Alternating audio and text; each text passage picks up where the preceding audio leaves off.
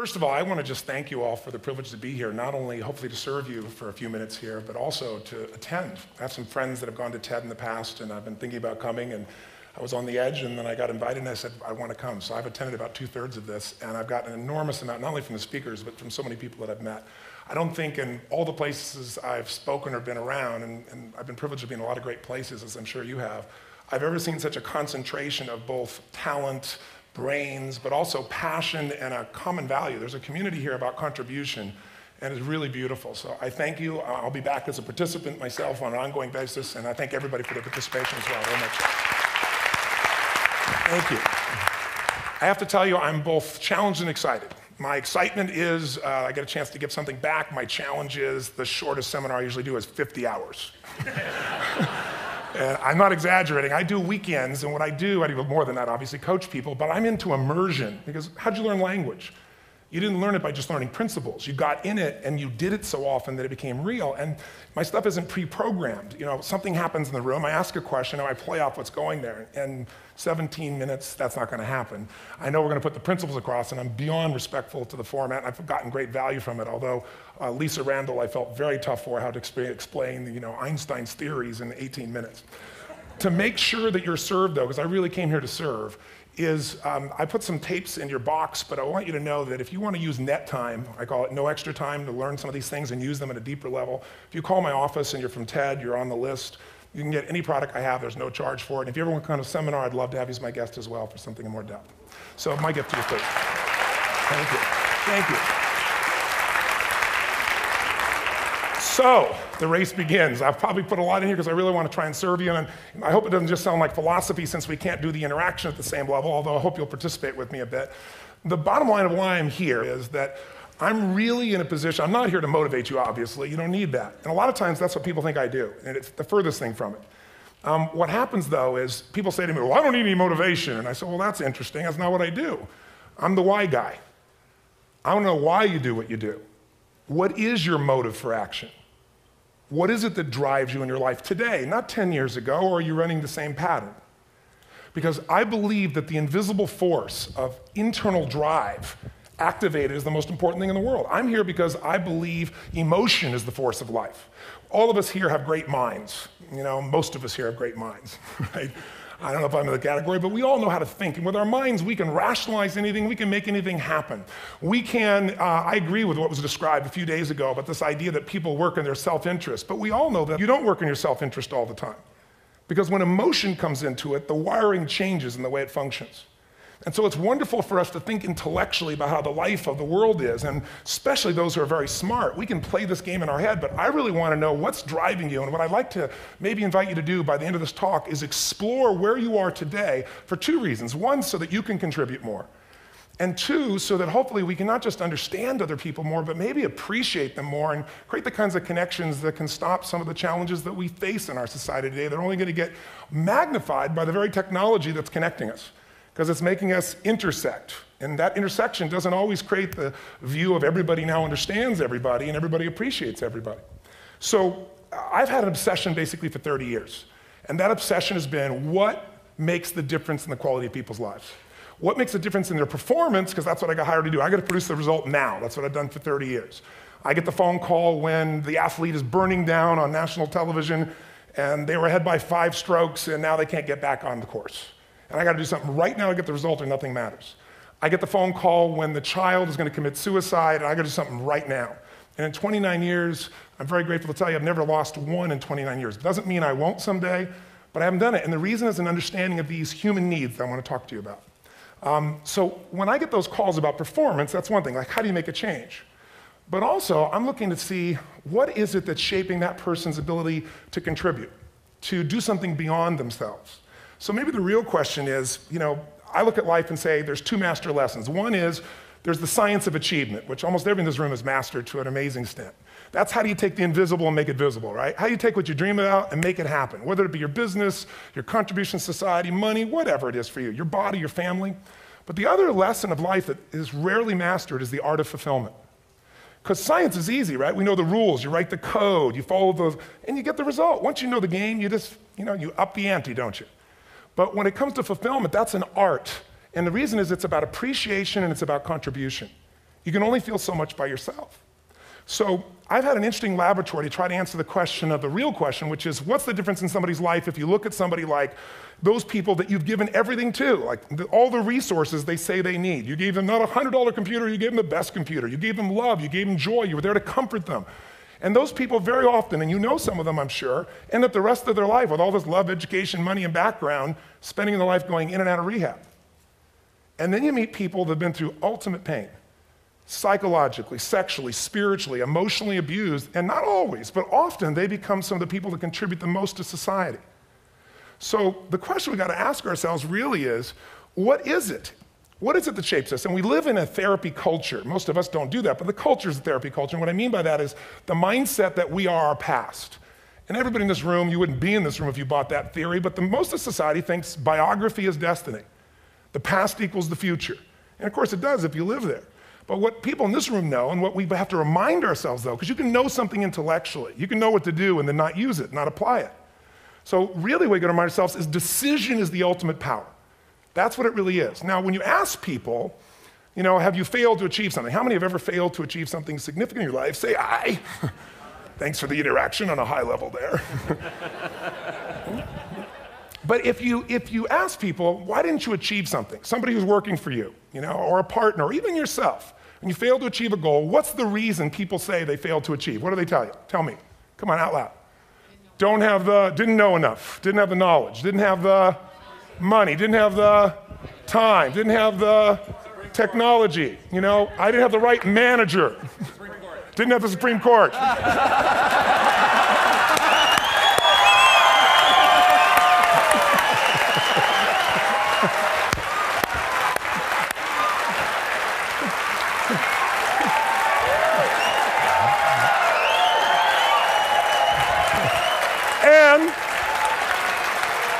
And what do all those, including the Supreme Court, have in common? They are a claim to you missing resources. And they may be accurate. You may not have the money. You may not have the Supreme Court. But that is not the defining factor.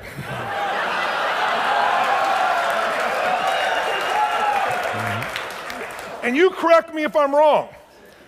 The defining factor is never resources, it's resourcefulness. And what I mean specifically, rather than just some phrase, is if you have emotion, human emotion, something that I experienced from you day before yesterday at a level that is as profound as I've ever experienced, and if you'd communicated with that emotion, I believe you would have won.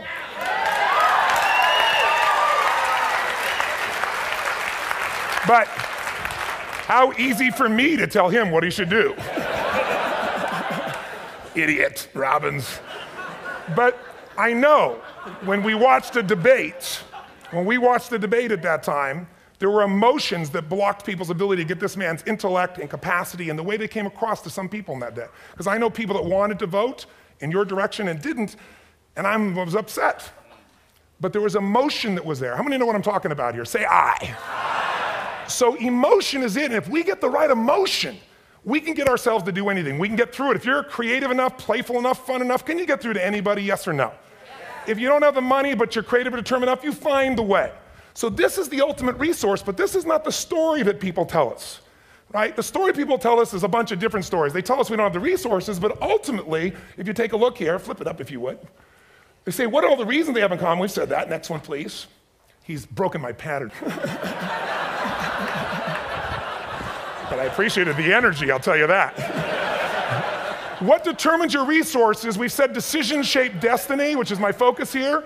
If decisions shape destiny, what determines it is 3 decisions. What are you going to focus on? Right now, you have to decide what you're going to focus on. In this second, consciously or unconsciously, the minute you decide to focus on something, you got to give it a meaning. And whatever that meaning is produces emotion. Is this the end or the beginning? Is God punishing me or rewarding me, or is this the roll of the dice? And emotion then creates what we're going to do, or the action. So think about your own life, the decisions that have shaped your destiny. And that sounds really heavy, but in the last 5 or 10 years, 15 years, haven't there been some decisions you've made that if you made a different decision, your life would be completely different? How many can think of one, honestly? Better or worse? Say aye. So the bottom line is maybe it was where to go to work, and you met the love of your life there. Maybe it was a career decision. I know the Google geniuses I saw here. I mean, I understand that their decision was to sell their technology at first. What if they made that decision versus to build their own culture? How would the world be different? How would their lives be different? Their impact. The history of our world is these decisions. When a woman stands up and says, no, I won't go to the back of the bus, she didn't just affect her life. That decision shaped our culture. Or someone standing in front of a tank. Or being in a position like Lance Armstrong and someone says to you, you got testicular cancer. That's pretty tough for any male, especially if you ride a bike. Right? You got it in your brain, you got it in your lungs. But what was his decision of what to focus on? Different than most people. What did it mean? It wasn't the end, it was the beginning. What am I gonna do? He goes off and wins 7 championships he never won once before the cancer because he got emotional fitness, psychological strength. That's the difference in human beings that I've seen of the 3 million I've been around, because that's about my lab. I've had 3 million people from 80 different countries that I've had a chance to interact with over the last 29 years. And after a while, patterns become obvious. You see that South America and Africa maybe connect in a certain way, right? Other people say, oh, that sounds ridiculous. It's simple. So what shaped Lance, what shapes you? 2 invisible forces, very quickly. 1, state. We all have had times. Have you had a time you did something and after you did it, you thought to yourself, I can't believe I said that. I can't believe I did that. That was so stupid. Who's been there? Say aye. Have you ever done something after you do it, you go, that was me. Right? It wasn't your ability, it was your state. I show people how to change that quickly, but what I want to finish with quickly here is your model of the world is what shapes you long term. Your model of the world is the filter. That's what's shaping us. That's what makes people make decisions. We want to influence somebody, we got to know what already influences them. And it's made up of 3 parts, I believe. First, what's your target? What are you after? Which I believe it's not your desires. You can get your desires to goals. How many of you got a goal or desire and thought, is this all there is? How many have been there? Say aye. So it's needs we have. I believe there are 6 human needs. Second, once you know what the target that's driving you is and you uncover it for the truth, you don't form it, you uncover it. Then you find out what's your map. What's the belief systems that are telling you how to get those needs? Some people think the way to get those needs is destroy the world. Some people is to build something. Create something, love someone. And then there's the fuel you pick. So very quickly, 6 needs, let me tell you what they are. First one, certainty. Now these are not goals or desires, these are universal. Everyone needs certainty that they can avoid pain, at least be comfortable. Now how do you get it? Control everybody, develop a skill, give up, smoke a cigarette. And if you got totally certain, ironically, even though we all need that, like if you're not certain about your health or your children or money, you don't think about much more. You're not sure the ceiling's gonna hold up, you're gonna listen to any speaker. But while we go for certainty differently, if we get total certainty, we get what? What do you feel if you're certain? You know what's gonna happen, when it's gonna happen, how it's gonna happen. What would you feel? Bored out of your mind. So God, in her infinite wisdom, gave us a second human need, which is uncertainty. We need variety. We need surprise. How many of you here love surprises? Say aye. You like the surprises you want. The ones you don't want, you call problems, but you need them. So variety is important. Have you ever rented a video or a film that you've already seen? Who's done this? Why are you doing it? You're certain it's good because you read it before, saw it before, but you're hoping it's been long enough you've forgotten enough there's variety. Third human need, critical, significance. We all need to feel important, special, unique. You can get it by making more money. You can do it by being more spiritual. You can do it by getting yourself in a situation where you put more tattoos and earrings in places humans don't want to know. Whatever it takes. The fastest way to do this, if you have no background, no culture, no belief in resources or resourcefulness, is violence. If I put a gun to your head and I live in the hood, instantly I'm significant. 0 to 10, how high? 10. How certain am I you're going to respond to me? 10. How much uncertainty? Who knows what's going to happen next? Kind of exciting, like climbing up into a cave and doing that stuff all the way down there. Total variety and uncertainty. And it's significant, isn't it? So you're willing to risk your life for it. So that's why violence has always been around and will be around unless we have a consciousness change as a species. Now you can get significance a million ways, but to be significant, you got to be unique and different. Here's what we really need. Connection and love, fourth need. We all want it. Most people settle for connection because love's too scary. Don't want to get hurt. Who here has ever been hurt in an intimate relationship? Say aye. And you're going to get hurt again. Aren't you glad you came to this positive visit? But here's what's true. We need it. We can do it through intimacy, through friendship, through prayer, through walking in nature. If nothing else works for you, get a dog. Don't get a cat, get a dog. Because if you leave for 2 minutes, it's like you've been gone for 6 months when you show back up again 5 minutes later, right? Now, these first 4 needs, every human finds a way to meet. Even if you lie to yourself, even if you have split personalities. But the last 2 needs, the first 4 needs are called the needs of the personality, is what I call it. The last 2 are the needs of the spirit. And this is where fulfillment comes. You won't get fulfillment from the first 4. You'll figure a way, smoke, drink, do whatever, meet the first 4. But the last 2, number 5, you must grow. We all know the answer here. If you don't grow, you what? If a relationship's not growing, if a business is not growing, if you're not growing, it doesn't matter how much money you have, how many friends you have, how many people love you, you feel like hell. And the reason we grow, I believe, is so we have something to give of value. Because the sixth need is to contribute beyond ourselves. Because we all know, corny as it sounds, the secret to living is giving. We all know life's not about me, it's about we. This culture knows that, this room knows that. And it's exciting. When you see Nicholas up here talking about his $100 computer, the most passionate, exciting thing is here's a genius, but he's got a calling now. You can feel the difference in him, and it's beautiful. And that calling can touch other people. In my own life, my life was touched because when I was 11 years old, Thanksgiving, no money, no food, and we're not gonna starve, but my father was totally messed up. My mom was letting him know how bad he messed up. And somebody came to the door and delivered food. My father made 3 decisions. I know what they were briefly. His focus was, this is charity. What does it mean? I'm worthless. What do I gotta do? Leave my family, which he did. The time, one of the most painful experiences of life. My 3 decisions gave me a different path. I said, focus on, there's food, what a concept. You know? Second, but this is what changed my life. This is what shaped me as a human being. Somebody's gift, I don't even know who it is. They're not asking for it, this is giving our family food, looking out for us. It made me believe this. What does it mean? That strangers care. And what that made me decide is if strangers care about me and my family, I care about them. What am I gonna do? I'm gonna do something to make a difference.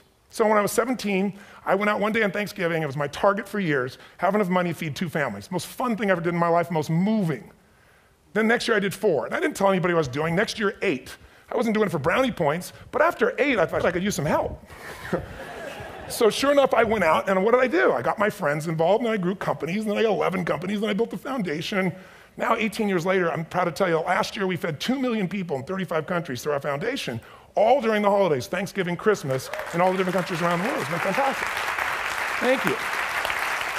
So I don't tell you that to brag, I tell you because I'm proud of human beings because they get excited to contribute once they've had the chance to experience it, not talk about it.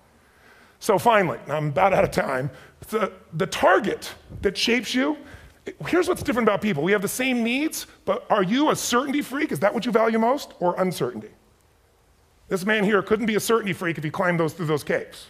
Are you driven by significance or love? We all need all 6, but whatever your lead system is tilts you in a different direction. And as you move in a direction, you have a destination or destiny. The second piece is the map. Think of that as the operating system tells you how to get there. And some people's map is, I'm gonna save lives even if I die for other people, and they're a fireman. Somebody else says, I'm gonna kill people to do it. They're trying to meet the same needs of significance, right? They want to honor God or honor their family, but they have a different map. And there are 7 different beliefs. I can't go through them because I'm done. The last piece is emotion. I say one of the parts of the map is like time. Some people's idea of a long time is 100 years. Somebody else says is 3 seconds, which is what I have.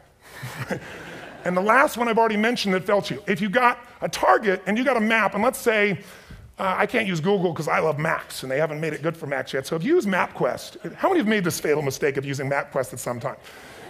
You use this thing and you don't get there. Well, imagine if your beliefs guarantee you can never get to where you want to go. The last thing is emotion. Now here's what I'll tell you about emotion. There are 6,000 emotions that we all have words for in the English language, which is a linguistic representation, right? It changes by language. But if your dominant emotions, when I have more time, I have 20,000 people or 1,000, and I have them write down all the emotions that they experience in an average week. And I give them as long as they need. And on one side, they write empowering emotions, the other is disempowering. Guess how many emotions people experience? Less than 12. And half of those make them feel like so they got 5 or 6 good frickin' feelings, right? It's like they feel happy, happy, excited, oh shit, frustrated, overwhelmed, depressed. How many of you know somebody who no matter what happens finds a way to get pissed off? How many know somebody like this? Or no matter what happens, they find a way to be happy or excited. How many know somebody like this? Come on. When 911 happened, and I'll finish with this, I was in Hawaii. I was with 2,000 people from 45 countries. We were translating 4 languages simultaneously for a program that I was conducting for a week. The night before was called Emotional Mastery. I got up, had no plan for this, and I said, we had all this fireworks, I do crazy fun stuff. And then at the end I stopped, and I had this plan I was gonna say, but I never do what I'm gonna say. And all of a sudden I said, when do people really start to live? When they face death. And then I went through this whole thing about if you were gonna get off this island, if 9 days from now you were gonna die, who would you call, what would you say, what would you do? One woman, well that night is when 911 happened. One woman had come to the seminar, and when she came there, her previous boyfriend had been kidnapped and murdered. her friend, or her new boyfriend, wanted to marry her, and she said no. He said, if you leave and go to that Hawaii thing, it's over with us. She said it's over. When I finished that night, she called him and left a message, true story, at the top of the World Trade Center where he worked, saying, honey, I love you. I just want you to know, I want to marry you. It was stupid of me. She was asleep, because it was 3 a.m. for us, when he called her back from the top and said, honey, I can't tell you what this means. He said, I don't know how to tell you this, but you give me the greatest gift, because I'm going to die. And she played the recording for us in the room. She was on Larry King later. And he said, you're probably wondering how on earth this could happen to you twice. And he said, all I can say to you is, this must be God's message to you, honey. From now on, every day, give your all, love your all. Don't let anything ever stop you. She finishes, and a man stands up and he says, I'm from Pakistan, I'm a Muslim. I'd love to hold your hand and say I'm sorry, but frankly, this is retribution. I can't tell you the rest because I'm out of time.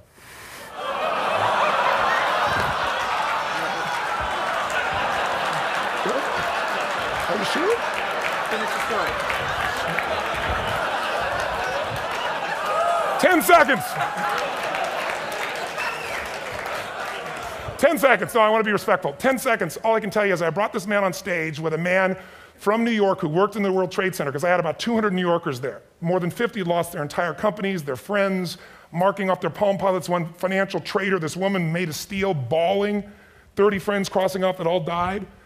And what I did to people is said, what are we going to focus on? What does this mean, and what are we going to do? And I took the group and got people to focus on, if you didn't lose somebody today, your focus is going to be how to serve somebody else. There are people, the woman got up, she was so angry and screaming and yelling. And they found she wasn't from New York, she's not an American, she doesn't know anybody here. I said, you always get angry? She said, yes. Guilty people got guilty, sad people got sad. And I took these two men and did what I call an indirect negotiation. Jewish man with family in the occupied territory, some New York who would have died if he was at work that day, and this man who wanted to be a terrorist, and made it very clear.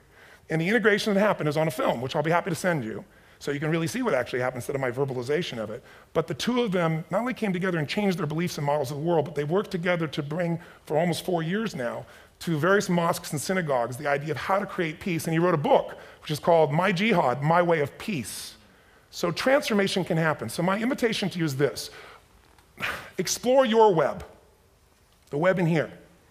The needs, the beliefs, the emotions that are controlling you, for 2 reasons. So there's more of you to give. Yeah, achieve too. We all want to do it, but I mean give, because that's what's going to fill you up. And secondly, so you can appreciate, not just understand, that's intellectual, that's mind, but appreciate what's driving other people. It's the only way our world's going to change. God bless you. Thank you. I hope this will serve. Tony Robbins.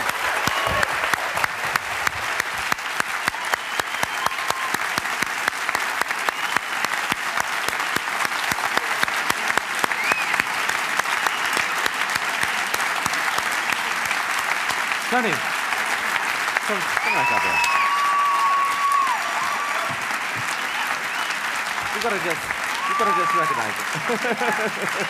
Thank you very much. Thank you.